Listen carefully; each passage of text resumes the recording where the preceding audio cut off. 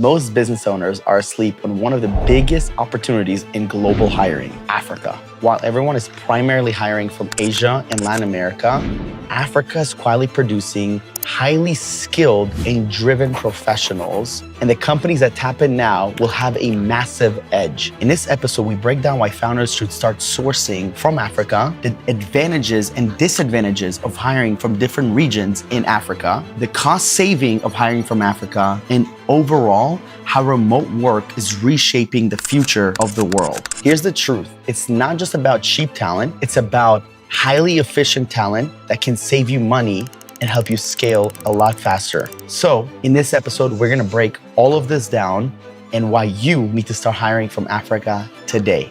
Let's dive in. Welcome back to Make America Remote Again. I'm here with my good friend Roz. We're all the way in Medellin, Colombia. It's from all over the world. But I get to know about different industries. For instance, last week we learned a little bit about the boutique hotel industry, and I've interviewed people in the oil industry. And now, finally, I get to interview someone in similar industry with me, but doing it in a different way. So Roz, thank you so much for coming to this podcast, and I'm ready to dive into a little bit of what you do. But before we get there, how do we get here, right? Because I'm always curious about the entrepreneurial journey. I learned a little bit about this weekend. We had a good time this past weekend in Medellin, Colombia. Yes, we did. But a lot of people are always, to me, the coolest part about entrepreneurship is the story, the journey. Not the final destination, the millions of dollars. That's obviously cool, but the coolest part is how you got to where you are today. So take us back, 3 to 5 years ago.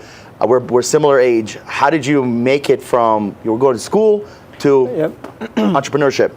Yeah, absolutely. I mean, the story goes back 10 years, actually. So Wow. I'm 27 years old. My entrepreneurship journey really started in my teenage years. I was, I did network marketing. Nice. So I did a lot of presentations all across the world. I spoke in front of 3,000 people. Was the most people I spoke to at 16 years old, actually, believe it or not.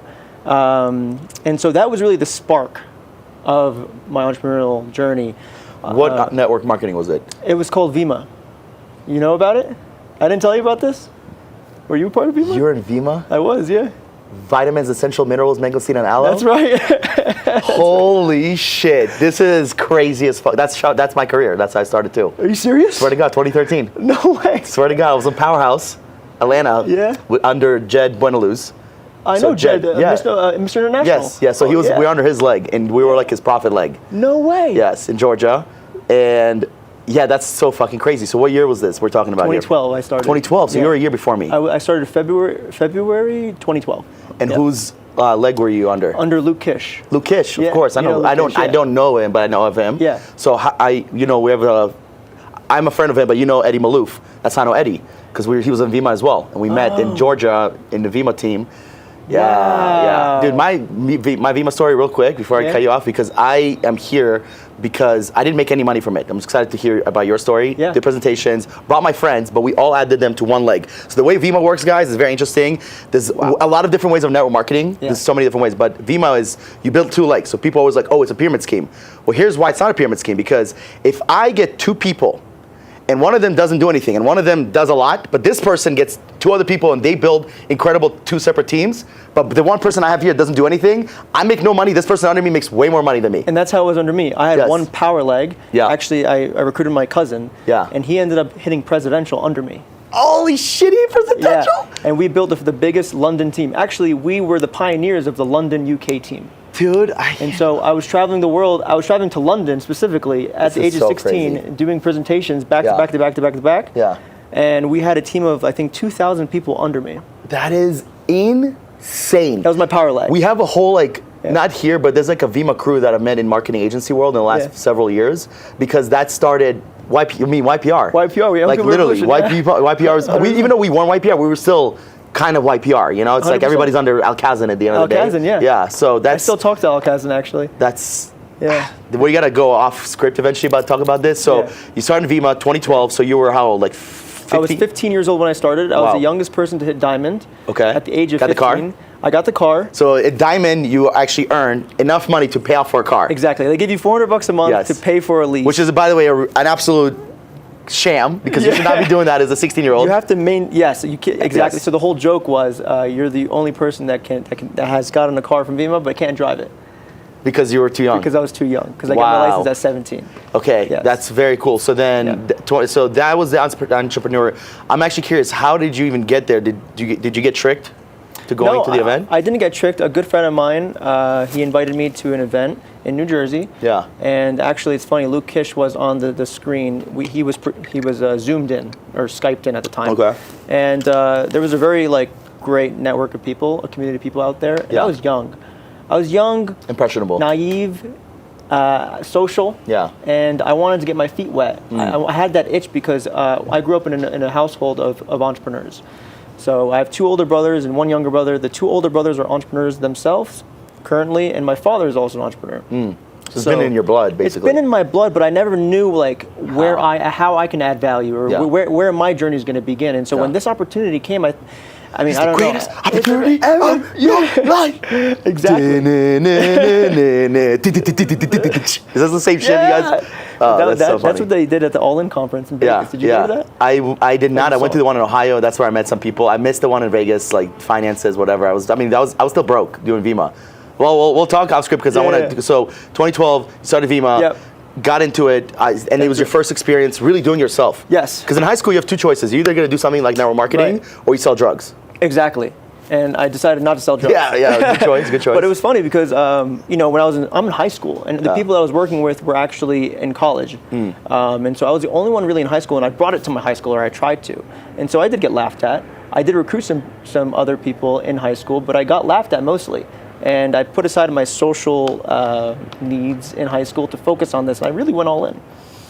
So yeah, that was my start. And then I actually, Vima died down.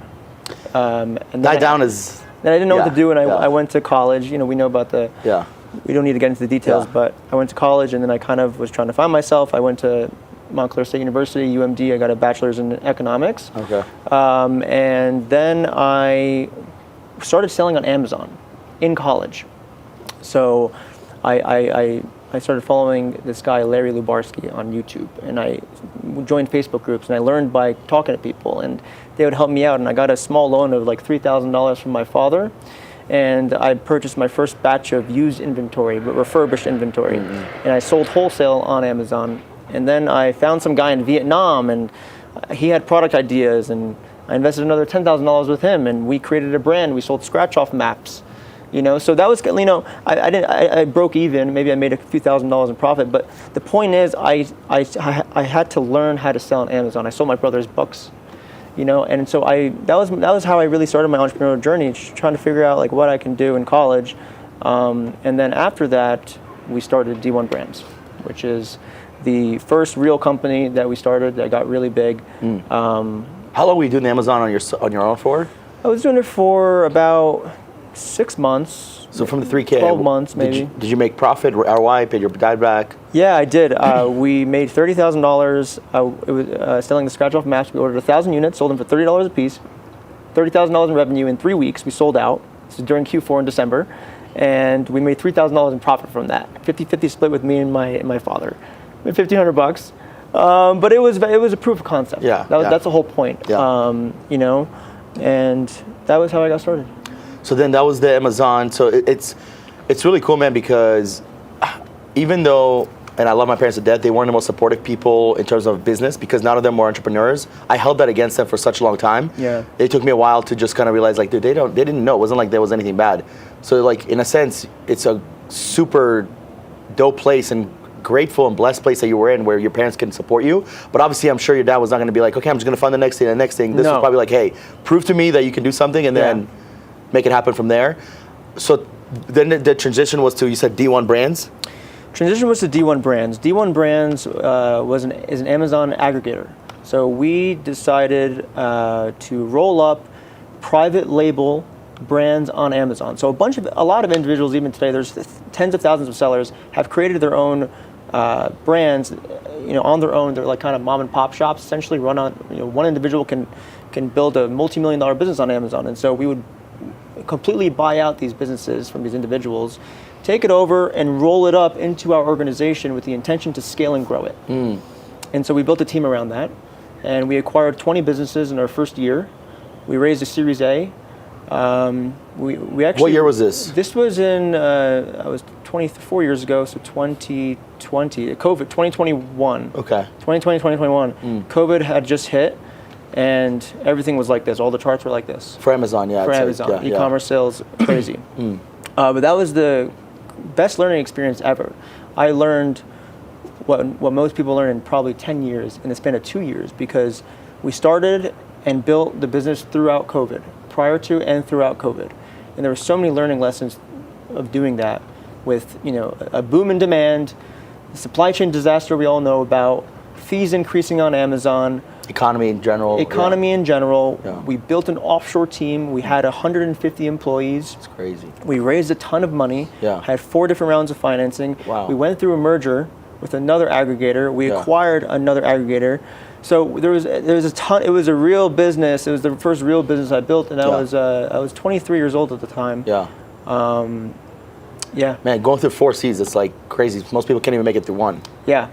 Well, we raised with friends and family in the beginning to make a couple acquisitions to establish the proof of concept that we can actually acquire a business, integrate it, and then grow it and scale it. Yeah, okay. And then from there, you take that proof of concept and you go out and you pitch investors and you try to raise more money, equity and debt, to acquire more assets. And that's exactly what we did. I partnered with my brother, actually, and 2 other people. And from there, that's what we've done. That was about 2 years. That was about 2 years. I stepped down from day-to-day operations earlier this year in order to build this new business, which we're both in. Yes. But it's interesting because I saw an opportunity that I really wanted to capture, which is why I stepped down. So currently, D1 Brands is now called the Amber Group. That is it's self-sufficient right now. So we have an executive team in place, employees, systems, everything's on its own. I don't need to be there to grow it anymore. So now I'm building talent hackers. So we hired 150 people offshore in Pakistan and the Philippines for D1 Brands Amber Group, right? Other people that you were hiring for. They weren't 150 workers for you guys, right? There were 150 workers for us. Oh, wow. Yeah. Now we have about 50 brands. So you need to manage all those brands. Gotcha. You gotta build all these departments. We hired 90% of our talent offshore. Okay. The other 10% in the US. Got it. So, that experience, then I thought to myself, wait, we essentially just built a recruiting firm internally. How can I monetize this? And so I stepped down and built Talent Hackers, and my focus now is to help other businesses build their businesses with offshore talent. And why I think that's so important is because if we hired those 150 people, which we need those resources to manage 50 brands, but if we hired those 150 people in the US, our payroll costs would be 5x what they are today. Maybe more. And we would probably be out of business. Yeah. We were able to, remember I told you we went through COVID, there was a ton of demand, but also there was a huge crash, Sales normalized and we didn't expect it to go down that much. The markets really corrected more than we thought that they would. And we had a ton of overstock. Everyone who's in e-commerce kind of knows what the story was with COVID. You had supply chain issues, fees increasing, costs increasing, container costs were 10x than what they were normally. Anyway, we were losing, our margins suffered tremendously during this period post-COVID. And if our payroll costs were 5x what they were to operate the business, we would probably, have sunk the ship. But we weathered the storm. A lot of our competitors went out of business, and we're still alive. And I think that's because we leveraged offshore talent from the beginning. And so a lot of companies today want to grow, but they're scared to hire. So they wear so many different hats for so long, and then they get burnt out, and then they fail.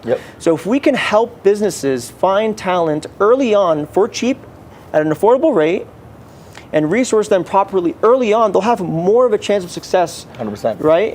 Because 95% of businesses fail. We all know this, right? But when do they fail? They fail in the first year because they give up. They're losing money. They don't have enough cash flow. Whatever it is, yes. Whatever it is. Yeah. And so if you can get that support you need early on, you can delegate your tasks. You can be more efficient. You can think about growth, and then you can focus on cash flow. One thing we learned post-COVID is that a lot of companies in the stock market, crazy valuations based on revenue, not profit, right? Nowadays, investors are looking for cash flowing businesses. Profitable and cash flowing businesses. They don't care about revenue anymore unless you're AI, which is the new big thing. Or SaaS. Yeah. But e-commerce, they're looking at like the multiples are based Agencies too, on marketing and agencies, yeah. right? A lot of different businesses. We're in the online business, digital world, so this is what we know. But in every industry, I think it's been a wake-up call for private equity. And so, yeah, man, that's how I see businesses, and and that's why I'm building Talent Hackers. I'm excited. So before we get into Talent Hackers, this guy just got up and he got it like, I can tell you're passionate about this, which makes me really happy because everything you're seeing, I saw years ago, and I wanted to create this company even before I even have what I have today, just because I was like, there's such a need for, just in the industry I was in, which was marketing agency, and you saw a need in the e-com. But dude, there's like needs in health, in healthcare, right? Huge insurance, absolutely, law firm. Like I'm talking about. So one of the things you said, which is very important, is people are losing because they're wearing too many hats. The business runs out. But the other flip side to that is that they're hiring American workers that are not all the time, because you and I are Americans, and I crushed it at the jobs that I was at. But they're lazy. They cost a lot. They want more for less. They want to make more money. They want to do less work. So, is every African person perfect? Is every Colombian? No, but I think there's a lot more potential here and limit, and also the risk of failing here doesn't hurt you nearly as much as the risk of failing with an American employee. Absolutely, because it's hard to offboard. Correct. And you're paying taxes, and there's unemployment insurance, and there's HR, and then there's performance improvement plans now. A whole thing, and then also if you hire employees. If you hire contractors in the U.S., which is a lot of online businesses do, but you're acting like they're employees, which you're putting them on a 9-to-5, you give them set schedule, that's illegal. Yeah. Not saying that's not illegal here, right? But there's a little bit of like a wiggle room in a sense, because people are contractors here, and as long as they pay. I'd rather deal with the Colombian government than the U.S. government anytime, any day of the year. And also like the way you get in trouble, from what I understand from like in the international world, is more if someone tells on you, like hey, and they have to go through like a bunch of lawyers and law firms. The thing is, if they get paid well, no one's going to say anything. What you're referring to is staying in compliance with the labor laws in the countries you're hiring from. 100%, you have to. But we're adhering to those labor laws by how are we doing that? We're offering PTO, observing the annual holiday calendars, offering sick leave. And that's pretty much it. And compliance through Deal, like we use Deal for instance. Use Deal, so Deal is huge. Deal so the contracts are ironclad. Exactly. So we're already doing that. So before we dive deeper into Talent Hackers, so you scaled it 2 years, and then what made you not want to go from? You mentioned you're working with 50 brands. Yeah. What made you guys not go? Okay, let's go to 100 brands and like 1,000 brands. Why not just keep growing that to where that was? Because one of the biggest things with entrepreneurship is why I think people fail, not only because they quit, but also because they bounce. They're bouncers, they bounce. Right? So it's a very good question. This is a very good question because I have a lot to say about this, and some stuff I haven't said publicly, honestly. But the truth is that I think e-commerce is great. But for my particular business, because we had so many, I had 3 partners, we had a ton of investors, we had a ton of employees, we had so many different decision makers, a huge executive team. We got diluted through these rounds, and really I didn't have control over the cash flow and the profits. I couldn't take distributions, and so you didn't have equity? I have equity, of course, but if the company, you only get it paid when you have an exit, right? Yeah. And I felt like my contributions to the company were not as impactful as they were early on in the business. We got really big really fast, and we were working with a ton of overstock. There were a lot of problems. Everyone, it's funny when you talk to someone about their business, you think that you'd never want to do that business because the business owner knows all the problems. Yeah. But looking on the outside in, it looks like a beautiful business, right? Because you don't know all the problems. Of course. And so that's why people bounce, to answer your question. Yes. But I didn't necessarily bounce. I just saw an opportunity to build something that I think will be more valuable than what I was working on there. And I still retain my equity there. And so when we do exit, I'll get a nice payday. We'll see. I, again, wanted to build something where I'm 100% in control. I also wanted to build a business that didn't have to deal with inventory. It's more service-based. A business that cash flows well. A business that, I don't have more than one partner in. I like to have a partner, but not more than one. Something that I can bootstrap entirely, start with no debt, because we started with debt, technically, right? We raised all this money to acquire these assets. We got to pay interest every single month. And so the criteria that I established that I wanted to look for, and I found this business model. It took me a year to find it, by the way. I considered 5, 6 other business models while I was at the Amber Group or D1, and then I finally found the right partner and found the right business model, and I attacked this market, and that's where I am today. And it's worked out, but more importantly, we're helping businesses grow. Yeah. We're helping them grow at a critical stage of that business's life. The beginning. Even Bezos talks about early on in the business, Amazon was at the most risk because he needed to raise $1 million, and he raised $50,000 from 20 different people, and he had to do it in a certain amount of time. And if he hadn't had done it, he would have went bankrupt. But he was able to close the deal before Christmas, I think, when the banks, were still open. And it's like this, it's this story that people know because, Amazon. We wouldn't know what Amazon is today if he didn't raise that money early on. You know what I mean? Of course, yeah. So, no, it's interesting, man. Because you talk to me about the year because as you're probably looking at so many different service-based businesses, maybe like a marketing agency or God knows what else. How did you end up making and creating Talent Hackers and partnering up with this person? Because I think it's critical. There's a difference between pivoting and bouncing. Yeah. Big difference, yes. Right? So you pivoted, right, yes. from where you were to where you are today, which is a big, big difference. I don't mind. I pivoted from the original name that I have to Fava, which to now Remote Latino. Sometimes pivots are critical to the business. So that 1 year, what was that transition like? Because a lot of people that are going through similar stuff with you. Sometimes it's different than you. For you, it's like you grew too fast. Yeah. Where in reality, majority of the time, it's they grew too slow, they burnt out, they didn't make money, exactly. and then they need to pivot to something else. Yeah. So what was that transition period like? And then we'll dive into Talent Hackers a little more. So I was thinking about, a lot of people were telling me, hey, all your skills are in e-commerce. Stick to e-commerce. Maybe go build your own brand, right? But then I had those criteria, no inventory, no debt, da-da-da. So I was like, okay, I know e-commerce. How can I monetize that skill instead of, starting from scratch somewhere else? So I said to myself, okay, well, I've personally managed the entire brand management team and marketing team at D1 Brands, or the Amber Group now. And so I'm like, wait, I've personally interviewed 500 people probably, have scaled my teams remotely, and oversaw 100 people or about 100 people on and off in the brand management department.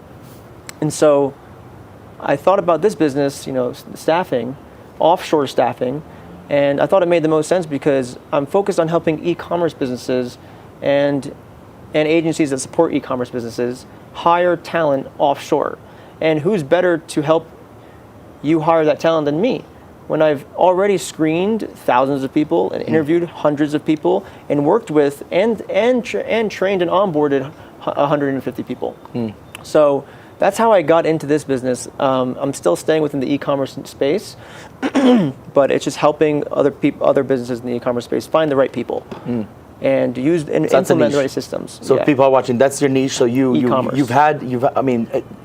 at this point you've had what, 7-8 years of Amazon experience of being on Amazon. About 6 years. From your dad giving you a loan to starting this. You've had 6. That's a long time, right? So for you to switch in industries would be kind of silly because then you have to learn everything from scratch. Yeah. But there's obviously a need with the e-commerce. They need a team. Yeah. They need I don't know the positions, but whatever, back end, front end type of people, right? So that makes a huge difference.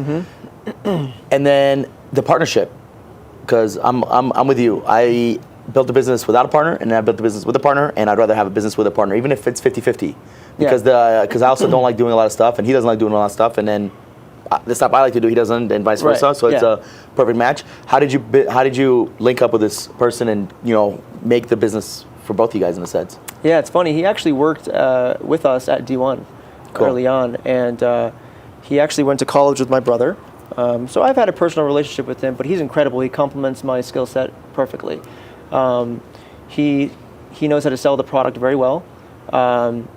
He's a great people person. He's got a great head on his shoulders. He's got a ton of experience in general. He's a bit older than me. He also handles a large part of the recruiting team. So, and he has a ton of experience in this space as well. He comes from another company that also was a staffing agency. And so, and then I came in, and I feel like I have a great story to tell. in this e-commerce space and to solidify myself as that e-commerce expert, specifically Amazon expert. And a large portion of our ICP, our ideal client profile, our current clients, avatar, whatever you want to call it, they are in the e-commerce space. They know me and they trust me, and they like to work with us. And I think, him and I are both, personable people, and we offer a good service. We're honest people. We want to help people. We communicate very, very well with our clients, with our teams internally, with our candidates that apply. And so really, I think the partnership has been great. I handle marketing, and he handles the sales side, and I also handle onboarding. He handles recruiting.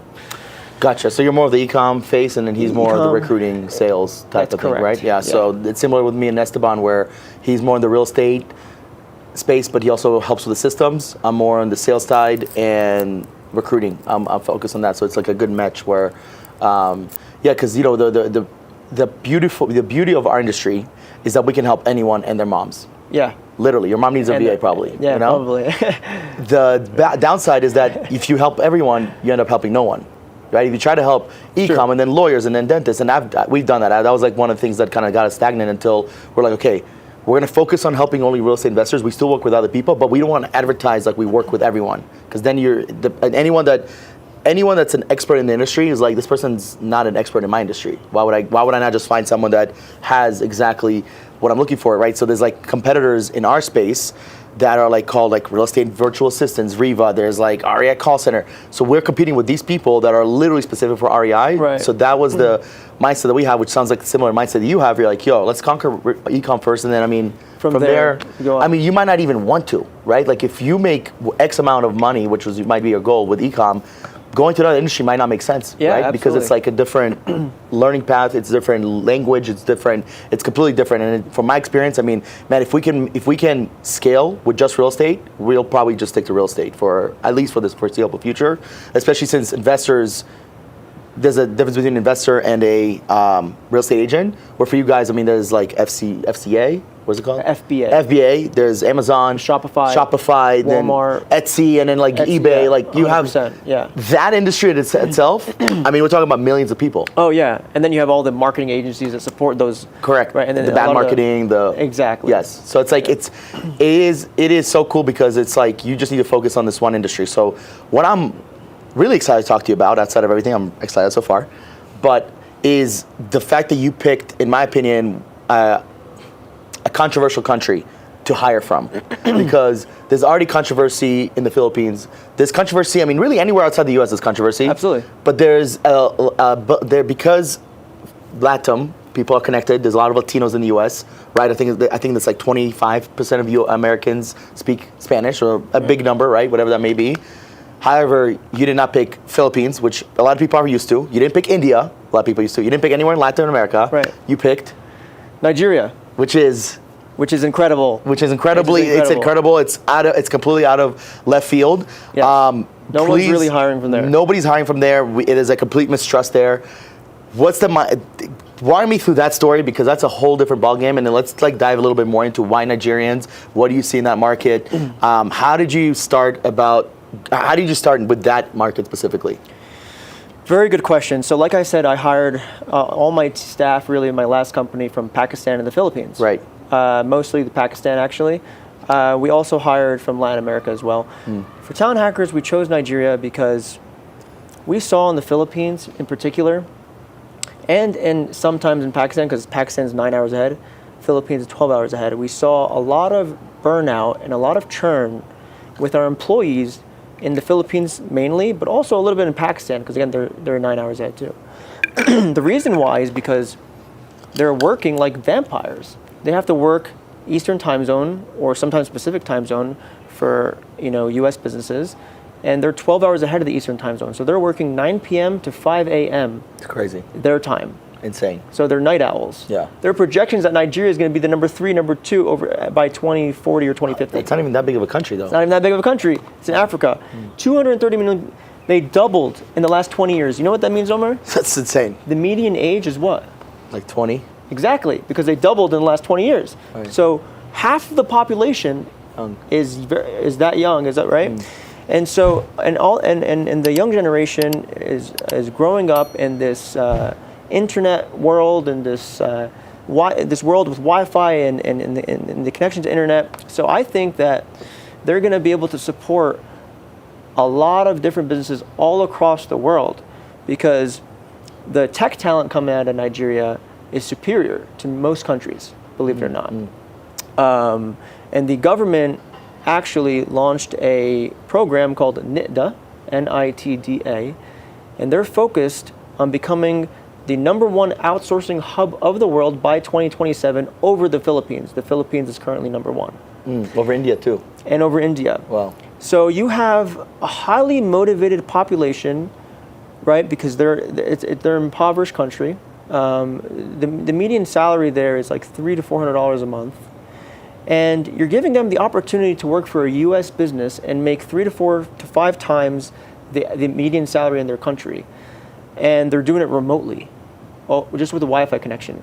So now, by enabling these people in Nigeria who are young, hungry, capable, have integrity, or honorable, they are going above and beyond for you, because you're giving them the opportunity to build their resume working for your company that's based in the US.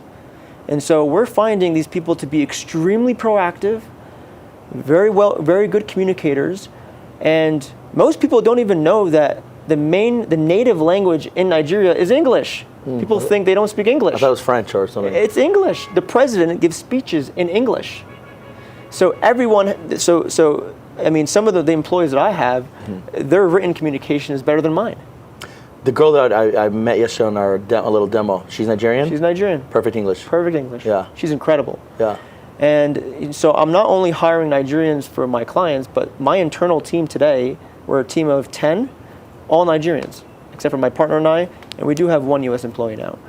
But all Nigerians, and they've been incredible. They've been incredible to work with, better than the people I've worked with in the Philippines, in Pakistan, and in Latin America, believe it or not. But now I will say that, look, there are great people all around the world. Yeah.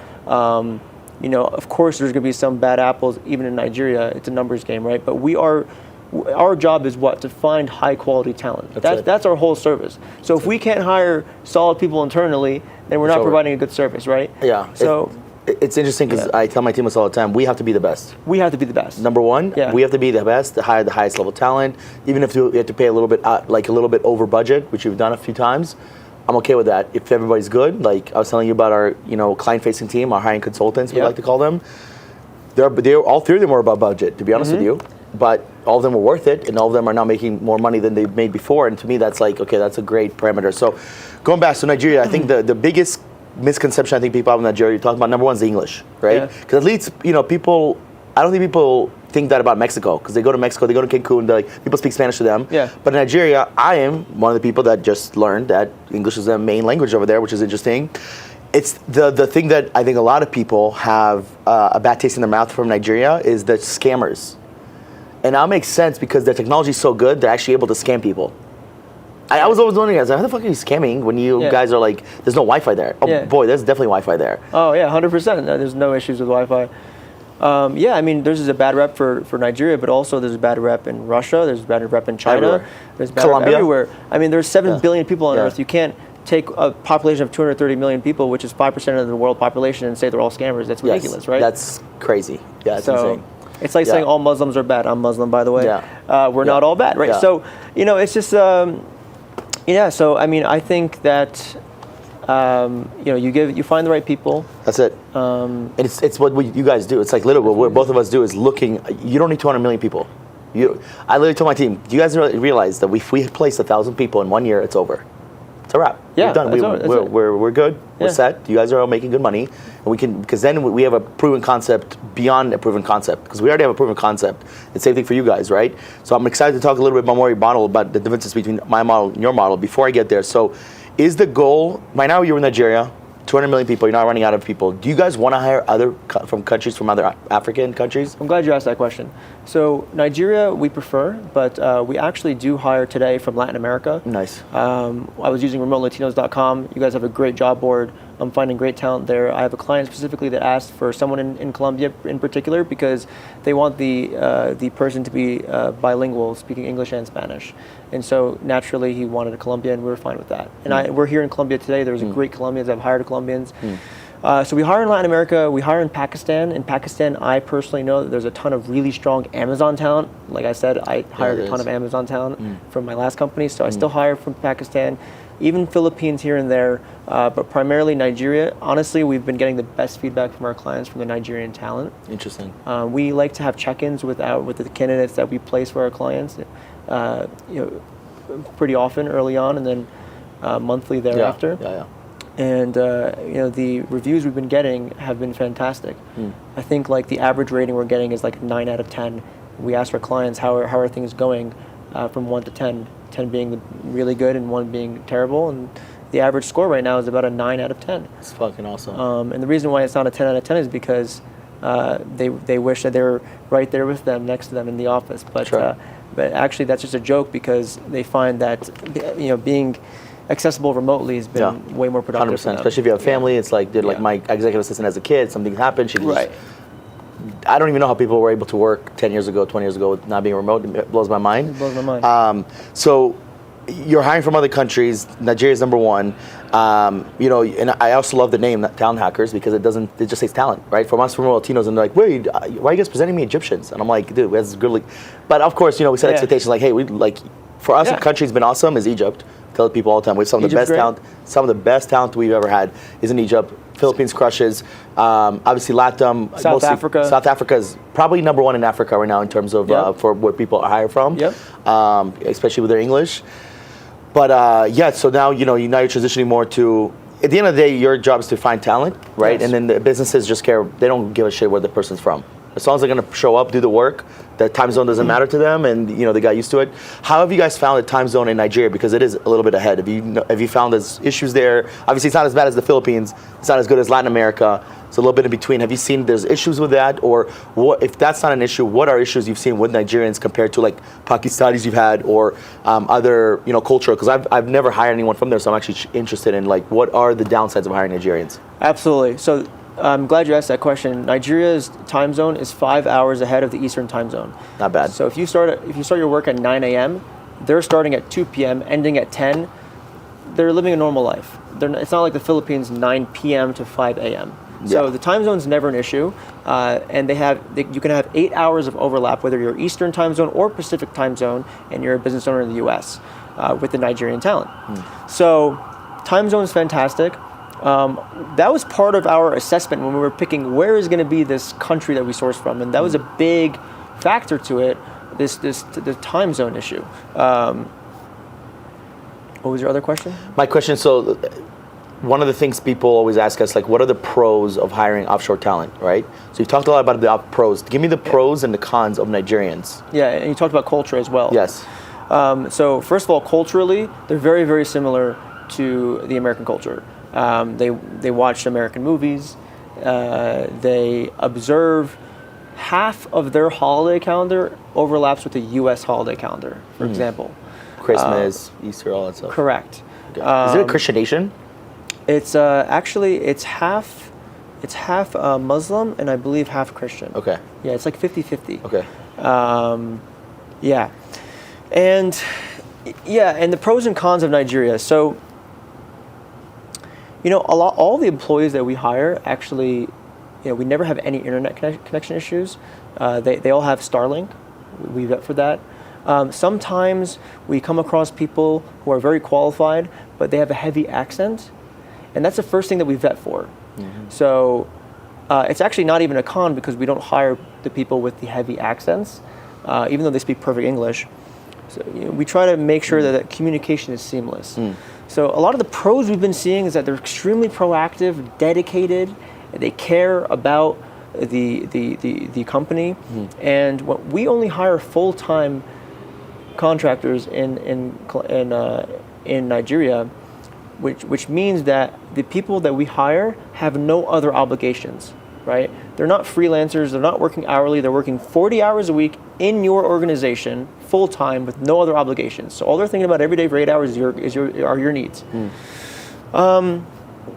Let's talk about cons. I mean, it's really hard to say. So I'll give you cons for like Yeah. LATAM. One of the cons for hiring Latinos is that in Colombia, for instance, there's a lot more holidays than the U.S. Right. So there's like 22 holidays here. There's 12 Yeah. in the U.S. Something Yeah. like that. So it's almost like 2x. That's definitely one. Another one that we found, it's again rare, super rare, is the internet. Like if you're like in the middle of the jungle, Yeah. like you're not gonna have good internet. That's the reality. And then the third one that I've come to find is if you are, the more infatuated you are with American culture, especially living in the U.S., that's the best talent we've gotten are deported people, right? That's why I'm so, let's get this going. Let's kick Right. them out, you know, make them remote. But no, for real, like it's because if you live in the U.S., you've tasted American culture more than someone that grew up here, right? Even if you go to private school. Why that's important is because the one thing that Americans have, if we are the hardest working people in the world, if it's the right people. You take the hardest working people, it is almost always US. I mean, China's up there as well, Yeah. right? But like you're talking about like some of the top entrepreneurs, billionaires, you know, multimillionaires. It's a lot of Americans, right? And if they don't grow up in the US and they're not as infatuated with culture, they tend to be a little bit lazier because the culture, I mean, we live in Colombia, so we see it at times, is a lot more laid back, right? Like the service here, compared to like, even in Miami, the waiter in Miami or waitress will fill up my water as soon as I take 2 sips. Right. The check is there as soon as like I take my last bite. Everything is so systematic. It's not robotic, but it's systematic. Where here it's very free flow. You have to go grab them. The service is a little bit slower. There's a delay. But also people here are tentatively, they're happier. You know, it does feel like there's a happier culture. Yeah. So I would say that's a pro and a con. And I you know, we explain that when we do the sales call, but it's the same time, it's like, for them to feel like, yeah, I want someone that's deported. It's like, bro, what if I find someone that's not deported, they've never been to the US, but they're incredible. Yeah. Do you care, what do you care more about? Deported, you know, so Exactly. those, I would say, those are the only cons compared to like, yeah, they're amazing, the talent is, you know, the talent pool is bigger, the salaries are much more reasonable. Yeah. So that's what I mean. I don't know if there's anything like that in Nigeria or other places you've hired compared to LATAM, for instance. Like in the Philippines, to your point, the big con is they have a lot of typhoons and they lose internet connection because the weather's so huge. bad. Like that cuts off a lot of days. It's very choppy. Yeah.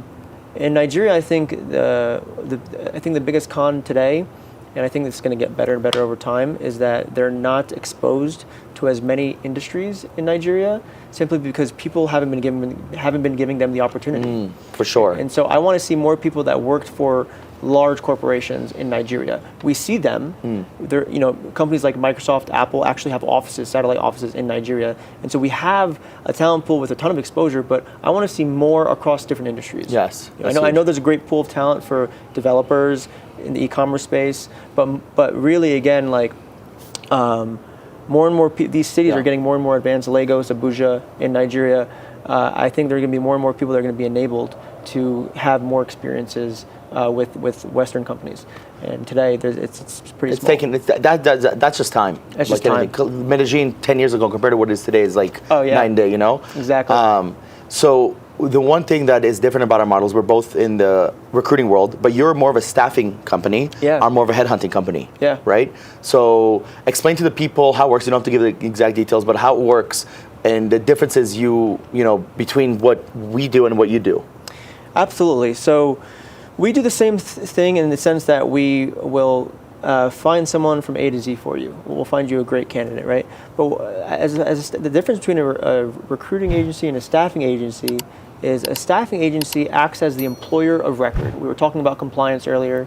So if you're someone who's looking to hire offshore, but you don't want to deal with handling payroll and being compliant in those countries overseas, we do that for you. And so we will pay the employees, we will make sure that we're adhering to all the labor laws, we're staying compliant. You're at no risk, we're at risk, because we act as the employer of record. We also do all the admin stuff on the back end, but also, being a staffing agency, we act as your forever HR partner. So if there's ever an issue with the employee that I find you, for example, or if any administrative clarifications, any issues that happen internally, we're there to support you and we step in. Also, as a staffing agency, once we start working with you, we work with you forever. So let's say a year from now, the candidate that we found you decides to move on to another job or another opportunity, which happens. Or let's say after a year, you don't really have a place for that person anymore, but you have another role you want to fill. No problem. We will simply pause billing and launch a replacement search for you at no additional cost. So we're your forever recruiter at no additional cost. Understand? And so that's how we act. That's the difference between a staffing agency and a recruiting agency. Where I think you guys help recruit and source, but then the engagement kind of finishes and they go on to handle payroll and then if they want to hire again through you, you go through the same process, right? Yep. So I think that's the difference. Yeah, it's more headhunting. Yeah, exactly. So it's headhunting versus the biggest difference is that you take care of payroll. We're more like headhunting for them. So the way what I tell our clients, we're a fractional recruiting company for you, but you're in complete control. Yeah. And now I've told you we're launching our own HR special offer. Literally the week before we had dinner last week, I came up with the offer, and then talking to you, I was like, oh, I need to do something like this. Yeah. Even if we do this 5 to 10 times a month, I mean, it's going to grow over time. And it's a no-brainer. And ultimately, the coolest part is, it is the only way we win. It's my favorite thing in the world, because there's businesses that you literally fuck people over. Like you look at the Haktua girl, right? Blew up, and now she has the meme coin, and then she rug pulled, which is, it's like disgusting. If you have to do that, you're not a good human, and it's just like, it's hard to. I mean, Mr. Beast, it's like, why? What are we doing here? Right. The best part about our industry is that the only way we win is if our clients and candidates win. Exactly. That's it. Exactly. If the candidate hates working for the client, but the client loves them, that's not a loss. If the client loves them, if the client hates them, but the candidate loves them, that's a loss. Exactly. It has to be they win, we win. We the only win when we are the final boss. And I tell my team that this is like the equation I have in our industry. And even with different offers, it's the exact same equation. The partnership is the 30%. That means that's marketing, that's sales, that's your offer, that's people finding out about you, affiliates, whatever. That's 30% of the industry. The other 30% is the recruiting. It's going hunting, sourcing, vetting people, pre-qualifying them, all that stuff. 30 plus 30, that's 60%, that's majority. Guess what? A 60 out of 100 is still failure. 40% is that it's actually gonna work. Right in the first week, the onboarding, training, and then they launch, they execute, then they start leveling up, they get better and better. There's an ROI. I hired this person, I got more appointments. I hired this person, they edit videos for me. Yeah. That's the 40%, that's the magic where the magic really happens. That's where because you guys don't manage the people, the candidates, even though you do provide admin, you do provide more support than we do, but you still don't manage them. No. So there's a lot that is on them. Yes. There's a lot on the company as well.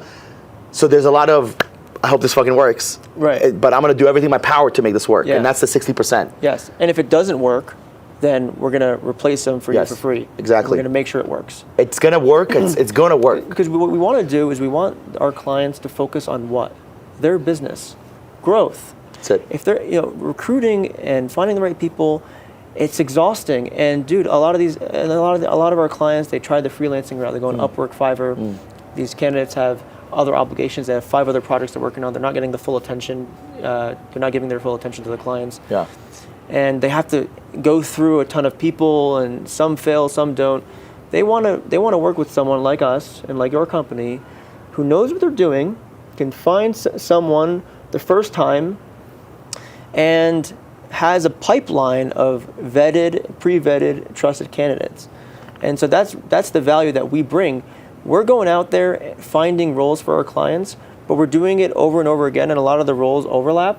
And so we have a repository of thousands of resumes, and we're interviewing hundreds of people. And so when a client comes to me and is like, hey, I need an Amazon brand manager, or I need a PPC manager, or I need a digital marketer, sometimes I'm like, wait, I actually have someone in my back pocket that I think would be perfect for your job description.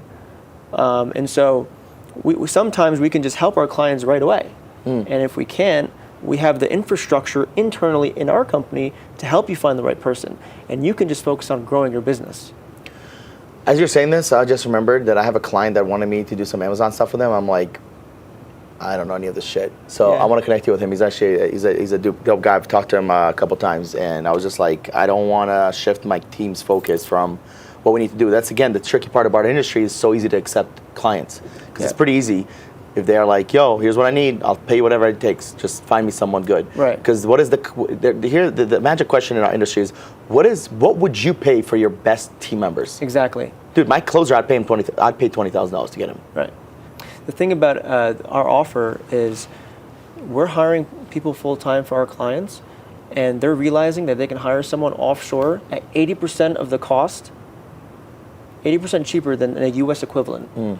So I may hire a digital marketer that they're paying $3K a month for through me, but they were already paying someone in the U.S. $10K Easily. a month, Yeah, $12K, maybe more. Yeah. right? And they realize, wow, this person can do the same exact job, and I just saved what, $9,000 a month? Yeah. That's almost $100,000. That's over $100,000 a year. I mean, when you talk about the payroll cost savings and the efficiency and productivity you're getting out of these offshore employees, it really becomes a no-brainer for people. Yeah, and the margins are healthy, and then it becomes more and more of a no-brainer. And it's my favorite part about what both of us are doing is that it's already been done. We're not starting something new. Maybe we have something unique, whatever, but name, the logo, the brand, whatever. Staffing world has been going on for a long time. Headhunting, recruiting, now I'm starting to do staffing as well, has been going around for a long time. We just have to figure it out on our own. And I believe that number, if you can staff 1,000 people in a year, with the headhunting model, you don't need to do that with staffing, it's over. With staffing, if you do 200 in a year, Oh my God. right? Like it's insane, and it's a win-win, It's right? a win-win for three people, Yeah. for three parties. Yes. Our client, Yep. our candidates, and us. That's it. Everyone's winning. Yes. No one's losing. It's not. Yes. It's not. I'm taking more than you're taking. Actually, No. We're finding people jobs. We're growing. We're helping businesses grow, and we're taking a small cut to help facilitate that. Yes, I love that. So as we wind down, man, like what would you say is the vision and mission of what your company is? Like what, for instance, for us, we want to help 10,000 individuals in Latin America find remote careers, also help 10,000 businesses scale remotely. What is the vision and mission for Talent Hackers? We want to shine the spotlight on Nigeria. We're extremely bullish on it. And really our mission statement in one sentence is to help connect 3% of the world population with the rest of the world. And that's what we're trying to do. There's a ton of really incredible talent out there, and this talent pool is extremely overlooked. And that's the mission, really. Yeah. It's cool that you guys had so much experience from your previous business in terms of hiring hundreds of people, and you interviewed so many people, because you are to here because of that purely. Because otherwise, how would you have found out about offshore talent? It's kind of, you would have to have worked or started some sort of business. But even then, like, you don't think about, oh, I'm going to do a staffing, because usually you have to grow.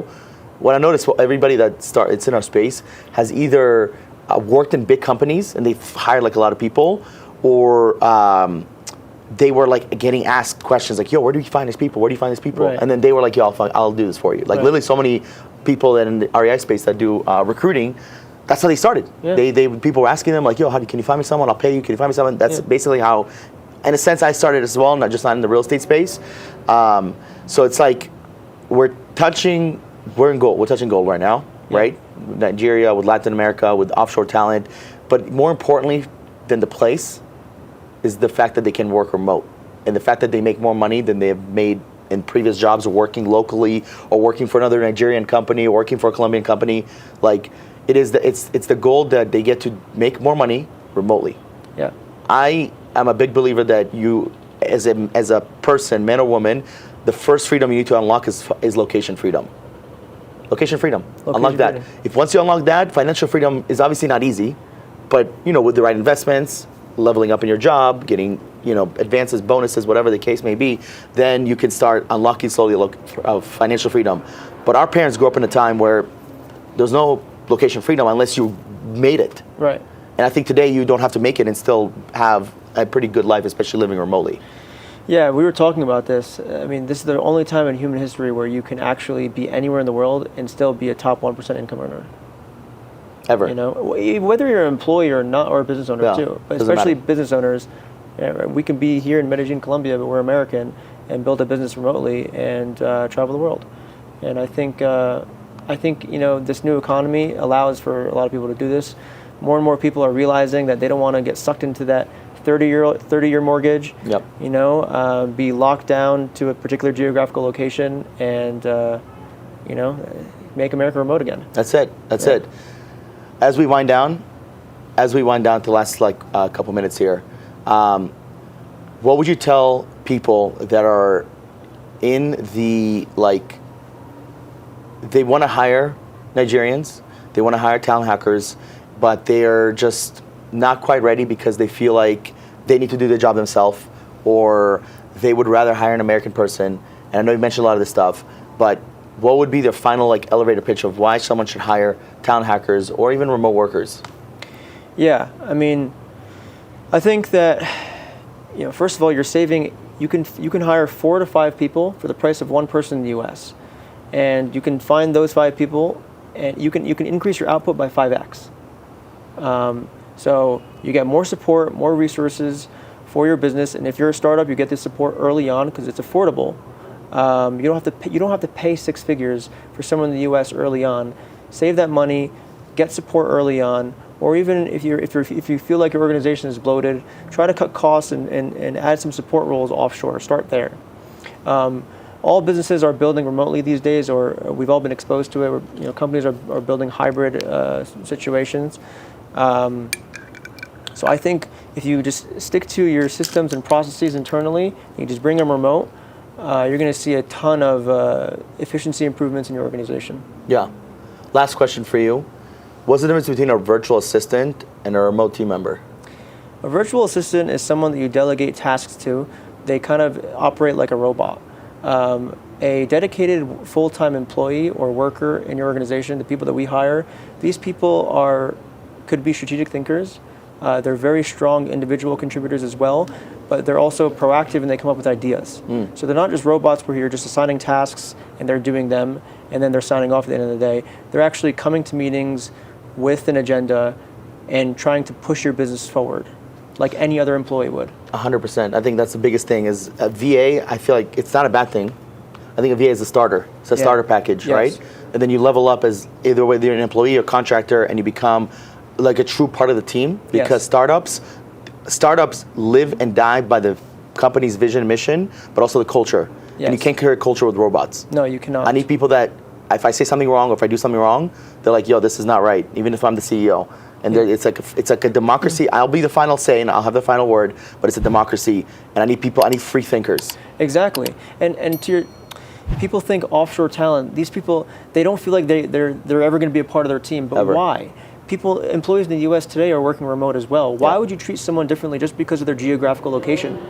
Whether you're in New Jersey or you're in California, you're not going to treat those people differently. Why would you treat someone in Nigeria or Colombia differently? These are human beings. Treat everyone the same, create a culture, and you're going to see 100% of these people's efforts going into your organization. If you just treat them with the human decency and like any other team member, it's honestly pretty simple. Like just get rid of that stigma and you'll see what happens to your business. I love it, man. And, I really believe that we're going to have a second part in the near future, talk a little bit more about culture and leadership. And, man, thank you so much for coming to the podcast. Yeah, thanks for having me. It's been a pleasure. Guys, remember, we are making America remote again every single day, step by step. I'll see you in the next episode. Let's go.